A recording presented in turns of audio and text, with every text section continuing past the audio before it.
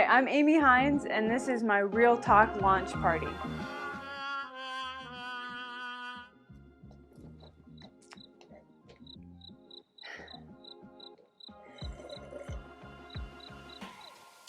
Well, you know, that's 2020, but it's not time to quit, it's time for grit, so we're gonna do this. This is an open platform to talk about life, culture, and real truth. Join me. Click the link below at ahrealtalk.com. Like, subscribe, and let's do this journey together.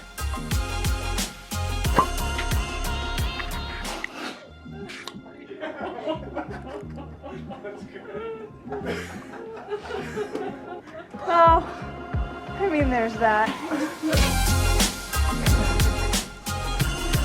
All right, so my name is Amy Hines, and this is some real talk. Amy Hines' Real Talk was something that happened by accident as COVID started. Right before that, I was volunteering in a prison, if you can believe it or not. And in that prison, they gave us a moment where we could kind of tell our story, and I was like, oh, this will be interesting. And then they tapped me on the shoulder. I was like, what are you doing? What are we doing? So I got up there and I spoke for less than 3 minutes, and there were grown men in tears, people that were serving multiple life sentences. The guard in the back was in tears, and I was like, listen, you need to pull it together. If anybody in this room needs to pull it together, it needs to be you, okay? So the moral of the story, and the very short snippet about who I am and why this talk means so much to me, is that, so first of all, grew up in a very dysfunctional sort of situation growing up, a lot of mental illness, a lot of abuse. My father, my biological father, was in and out of prison my entire life, career criminal, still to this day, as far as I know, that is his full-time job. And his father died while serving his sentence in prison for attempted murder of my grandmother. So the dysfunction goes way back. And statistically speaking, apparently, I should be in a padded room, but I decided that was not the path for me. So I actually I went to The Ohio State University, and I got my pre-med biology degree. And then from there, I went into the Army. Scrapped all of that, and I decided to do what was best for me instead of what I thought other people wanted me to do. What I thought would make other people happy, what I thought would make other people proud of me. I just went back to the basics. I think I watched too much Top Gun. It's like, oh, I want to be a pilot. They're like, well, but you're half blind, so that's not going to work. But I went in the Army, got commissioned as an officer. It was one of my second act of rebellion. My first act of rebellion was to get married. Don't do it. You know what? I learned so much from it, though, and we're going to talk a little bit about some of these things. And then from there, I got 2 master's degrees, of which I have no idea how much of that I've actually used.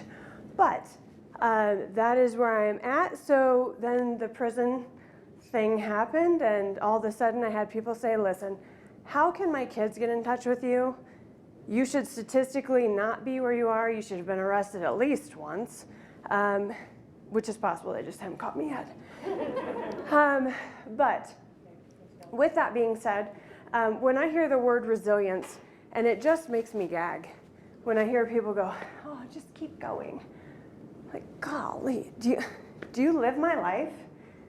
Do you know what it takes to keep going? Do you know what it's like to be actively suicidal? Do you know what it's like to barely be able to put yourself together every day, where you've got to get up and you have to put your feet on the floor, and now you've got to brush your teeth, and you've got to put your hair together, and you've got to make it to work every single day, and God forbid if you've got children, how do you put this all together, and you want me to just keep going?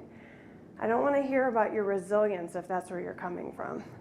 You can keep your resilience, okay? So resilience to me, and I did not, do the usual, look it up in the dictionary. I don't really care what Webster has to say about it. I care what it means in my world, okay? So for you guys and for your world, resilience, I hope when you leave here, will not mean to just keep plowing through like an impervious freight train. It is not, because you will collapse. You'll end up in the hospital like I did. They will think that you're having seizures and a heart attack, and really it's just stress. I see some head nods. So people are like, yep, that's me. COVID, in a way, while it was terrible, in some ways was a gift. It gave us a chance to sit with ourselves, to sit with one another and go, do I really honestly need to run at this pace? I really don't think that I do, and it's not good for me. So something that I think is an important visual, and this is what I learned while I was in the ER, being an impervious freight train my whole life, and dragging all this stuff along and plowing through and being the person that could just take it. Once I decided to stop, and once I decided to change my life, it took about a year, but visualize this. Visualize an actual freight train. So when that engine stops, what happens to everything behind it? It keeps moving, right? Just because the engine stops, just because I decided to change my life a year prior, all of that crap kept going. And it caught up with me, and it caught up with my body. So and it was shocking to the people around me when I absolutely hit the floor and I collapsed. But it was a gift. And thankfully, by the grace of God, it didn't keep me down, but I learned from it. So I hope, and I think we as women, who here feels the pressure of having to just keep going, like, oh, I gotta be there for my kids, I gotta be there for my job, and I gotta be there for this and that, and I gotta be the perfect Instagram mom, and stop it, right? You cannot be all of these things, but we can be as present. Your kids don't give two craps about how much gifts they get, because they're not going to get gifts this year. It's all out in the Bay in San Francisco. Y'all are going to have to get creative, get out your coloring book, let's do this. But that's the stuff that they remember. Those are the things. So as we go into this holiday season, I don't want you to think of resilience as to have to keep up with everything else that's going on. Be present, allow yourself to slow down. So there are a couple of other things, some analogies. I'm the queen of analogies, so bear with me. I may mix metaphors. It's just how I roll, okay? But who here has ever worked out, lifted weights? Boyfriend does, they're addicted to it, whatever, right? It's a whole culture here. I get it. So if you think about anything athletic that you have to do, and I'm not that athletic. The 4-inch heels are about as athletic as I get these days, and if I'm running, it's because a bear's chasing me. That's it. But in terms of athletics, it's very important to understand, and I think this is something, whether you're athletic or not, you can tie to your life. You need to know the difference between good pain and bad pain, right? So there's good pain. Good pain is you're pushing yourself outside of your comfort zone. You're trying something new. You're starting a podcast when you have no budget whatsoever. COVID just hit, and you have no idea what you're doing. But you've got a fantastic team of people that tell you, just go for it. I'm like, for what? I don't know. Go for it, Amy. This is something that you have a gift for. Do not wait until it's perfect, or you will absolutely never, ever, ever, ever, ever, ever, ever start. Just start. That's good pain. When I'm sitting at my kitchen table and I'm crying because I can't get my stuff to work and I don't know what equipment to buy and all the things, it doesn't feel good at the time. But when I get to the point where I have people say, oh my gosh, some of the wisdom that you have shared through your ugly experiences, your mistakes that you've shared, the things that you fumbled over, really helped me and encouraged me, those tears were worth it. Now there's bad pain. There's that pain that says, listen, you better stop, or you're gonna break something. That's bad pain, and you need to know the difference between those things. One of the ways to know the difference is to have a community of people around you. It is okay to have accountability. It is fantastic, in fact, to have people in your life that will say, you know what, maybe you should dial it back a little bit. Maybe you should slow down a little bit. Or the people that say, hey, this is good pain, this is uncomfortable. I know you're not loving this right now, but keep going. It's very difficult. Who has a hard time saying those things to themselves and actually accomplishing it? I have to have important people in my life, in my circle, that will challenge me, that will love on me, even when it's ugly. You know, it's like the ugly cry, right? And they show up for me. If I'm cranky and I'm just not a great person to be around, the people that will love me enough to ask the right question instead of, And she's being a little bit ugly right now. Amy is not usually ugly like that. What is going on in her life?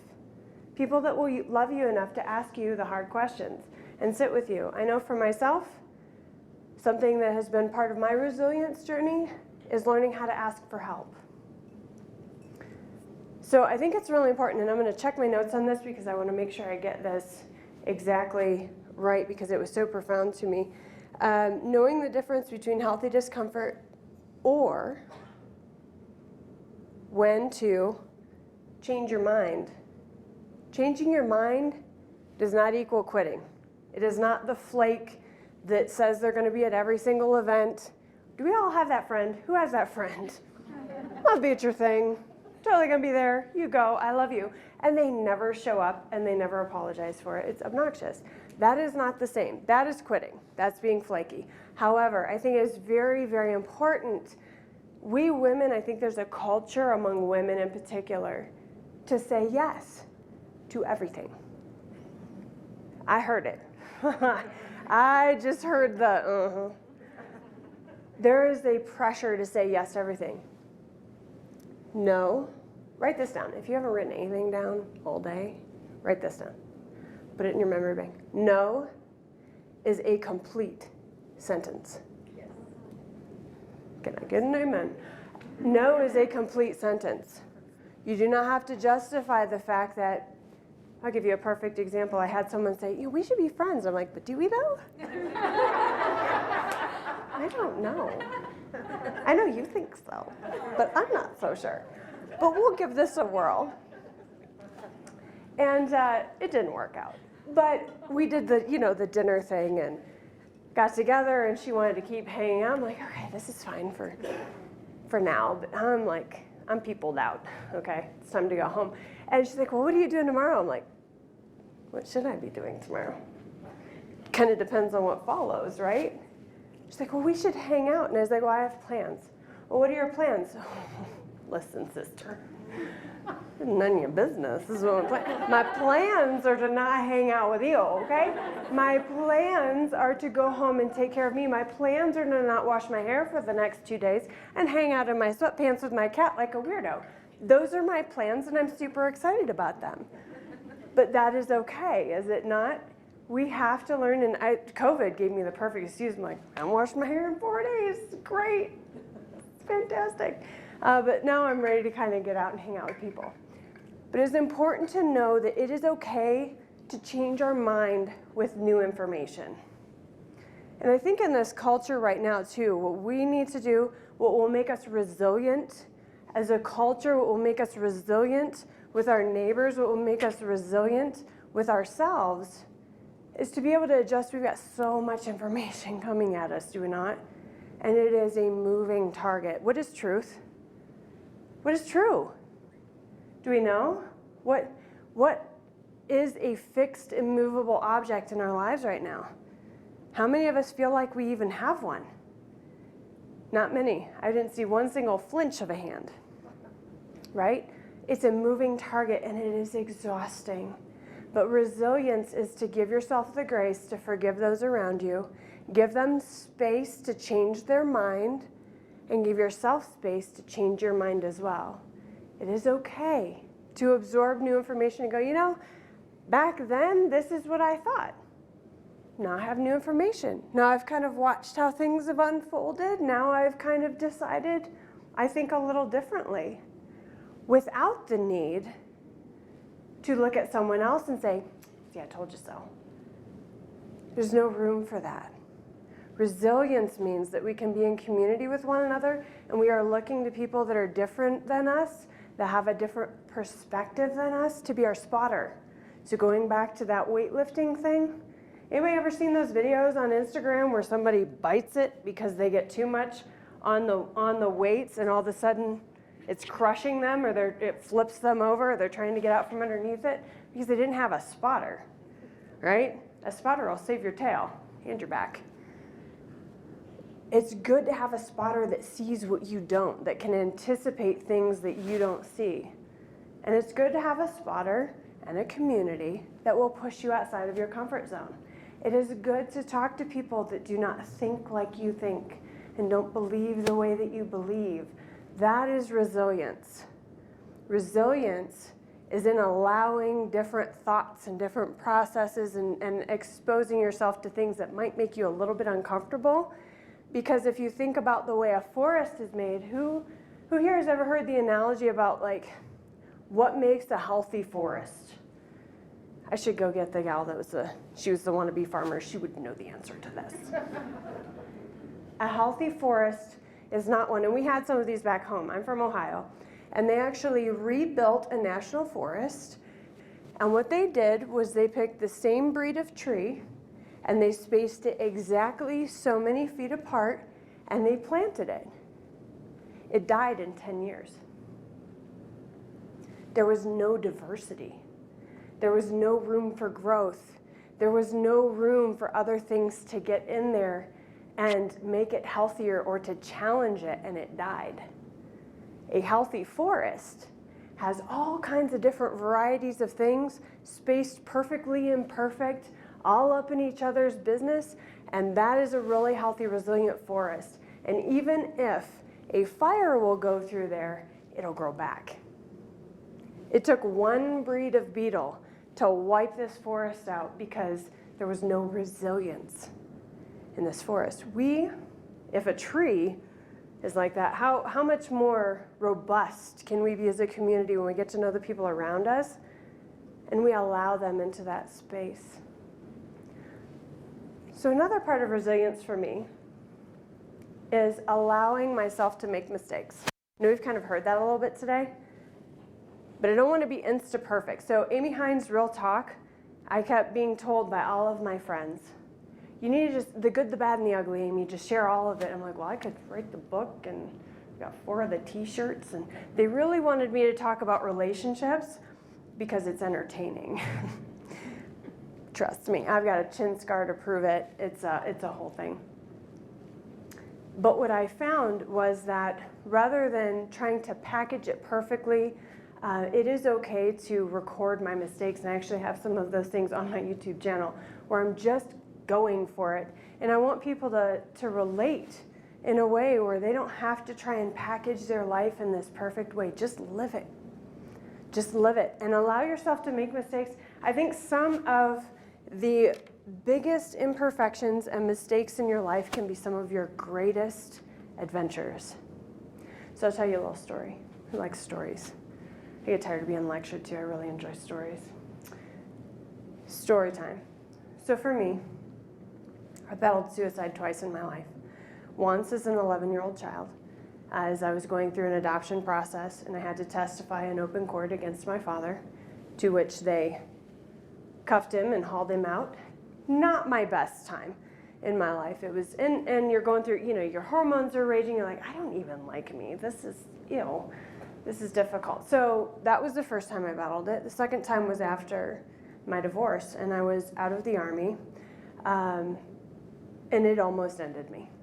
It almost ended me. But what was interesting is that I did not have a spotter. I had a plan and I had a backup to my plan. I knew exactly what I was going to do. I knew exactly how I was going to do it, and I thought about it every single day. Had I had a spotter that was in tune with me, maybe I wouldn't have gone through that alone for a year.